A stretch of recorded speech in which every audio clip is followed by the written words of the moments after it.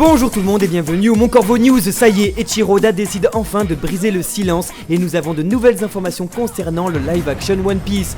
La série au plus gros budget de l'histoire de la télévision a enfin une date de sortie. Mais ce n'est pas tout, jeux vidéo, manga, anime et interviews d'Oda. Si vous voulez connaître absolument toutes les informations disponibles sur One Piece, vous êtes au bon endroit. Vous êtes prêts? On vous raconte tout.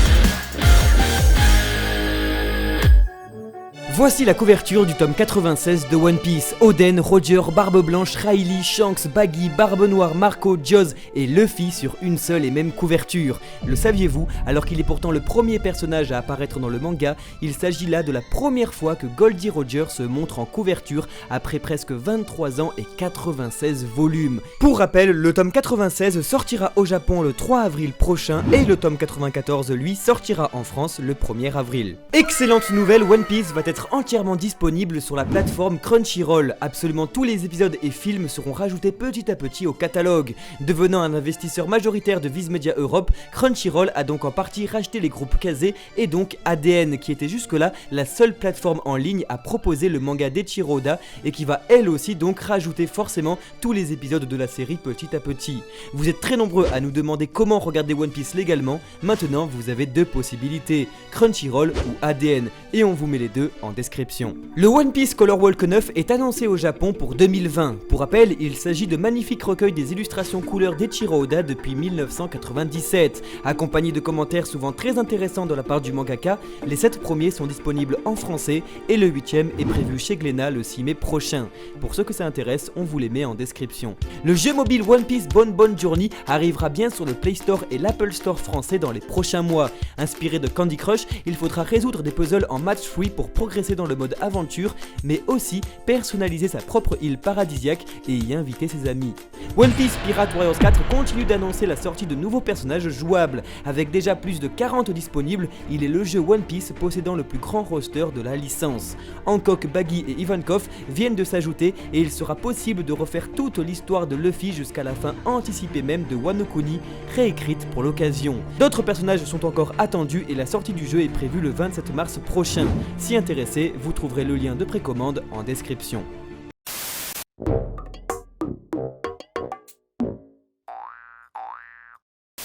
Le 9ème One Piece Magazine est daté au Japon pour le 24 avril et contiendra l'affiche collector de Chopper ainsi que de nouveaux dossiers sur des personnages et fruits du démon.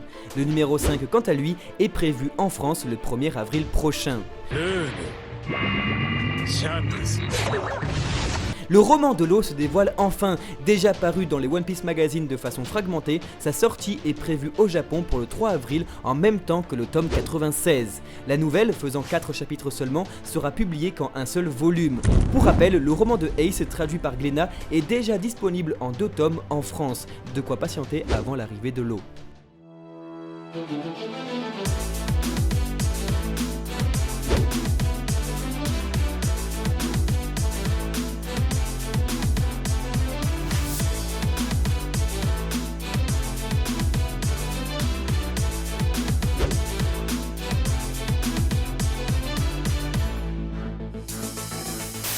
Annoncé en 2017 pour fêter les 20 ans du manga, le live action One Piece sera la toute première adaptation en prise de vue réelle et production américano-japonaise des aventures de Luffy. Voici donc tout ce qu'il faut savoir. Supervisé par Eiichiro Oda lui-même, nous retrouvons à la tête du projet le showrunner Steven Maeda, ayant déjà travaillé sur Lost et X-Files. Ce dernier accompagné de Lindsay Gelfand, Laura Jakim et Alex Regnery, ayant déjà travaillé eux sur The Walking Dead de Telltale Games ou encore Orange is the New Black. Nous retrouvons à la production Marty Adelstein et la société Tomorrow Studio qui avait annoncé à l'époque que la série bénéficierait du plus grand budget de l'histoire de la télévision. télévision, coûtant au studio plus d'1 milliard de dollars, devant Game of Thrones de HBO et Le Seigneur des Anneaux d'Amazon Prime. Mais ce n'est pas tout, One Piece serait alors la série de tous les records, car c'est dans un communiqué sorti cette semaine même au Japon dans le Shonen Jump qu'Eiichiro Oda annonce qu'il s'agira aussi d'une production Netflix. La première saison, qui comportera 10 épisodes, sera alors disponible sur la plateforme qui fait tout doom en 2021. Certains se rappelleront aussi que par erreur, Netflix avait accidentellement dévoilé publiquement une page intitulée One Piece Live Action, mais très vite supprimée. Aujourd'hui, c'est officiel, Netflix rajoute bel et bien la série One Piece à son catalogue pour 2021. Nous apprenons aussi que le casting est d'ores et déjà choisi et tenu dans le plus grand des secrets. Seulement, c'est sur le Twitter de l'acteur britannique Lewis Tan que ce dernier est soupçonné de teaser son futur rôle avec des tweets et vidéos plus qu'explicites. Mais ce n'est pas tout, l'acteur Brandon Burgess sur Instagram a avoué être excité de commencer le tournage et a ajouté le hashtag Usopp et God Usopp sur sa bio. L'acteur a alors aussi annoncé qu'il avait été auditionné pour d'autres rôles allant d'East Blue jusqu'à Marineford, en faisant comprendre qu'il avait été retenu pour celui d'Usopp. Il est donc possible que la saison 1 se déroule sur l'arc d'East Blue comme déjà confirmé et que Netflix prévoit alors déjà d'autres saisons retraçant tout le manga pour rattraper les aventures de Luffy.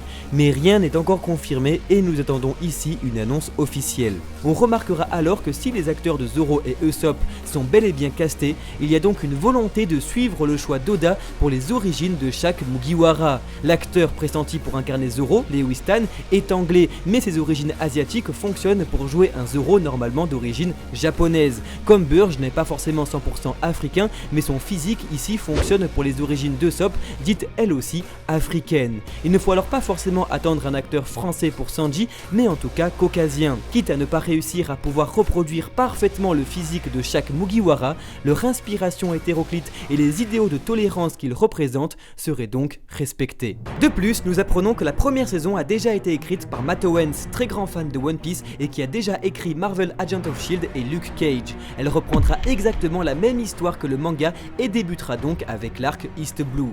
Le scénariste avait déclaré alors « Je veux puiser dans ma passion pour One Piece pour créer une série palpitante et fidèle au manga qui ravira non seulement les fans de longue date, mais également une toute nouvelle audience. » Enfin, récemment, Steve Maeda a posté sur Instagram une photo de son chien pour le casting de Chouchou, prouvant encore une fois que la série se déroulera bel et bien sur East Blue.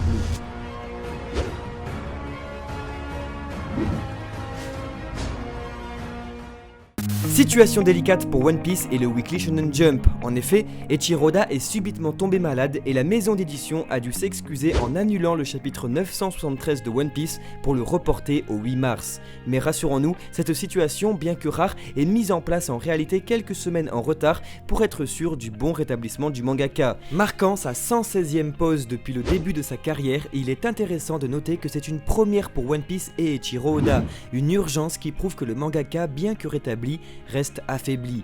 La crainte des fans et cette situation fait écho à un interview de 2016 où l'auteur, bien qu'en rigolant, évoquait tout de même son combat quotidien, citant « Je me bats chaque jour pour réussir à écrire la fin de One Piece avant la fin de ma propre vie ». Aujourd'hui, bien qu'il aille mieux, confirmé par ses éditeurs sur Twitter, Eiichiro Oda reste en mauvaise santé et tente de plus en plus de faire du sport, comme courir le soir obligé par son médecin, mais continue tout de même depuis 23 ans, comme les personnages de son récit, à dédier sa vie à Luffy. Le Japon, extrêmement prudent quant à l'épidémie de coronavirus, a décidé de fermer ses lieux et événements publics et le virus s'attaque alors directement à One Piece. Ainsi, la tour de Tokyo, parc d'attractions de Luffy et lieu d'un des rares One Piece Store, est fermée jusqu'au 17 mars. De plus, l'inauguration des statues de Brook et Chopper dans la préfecture de Kumamoto, initialement prévue le 28 mars, est reportée à une date inconnue.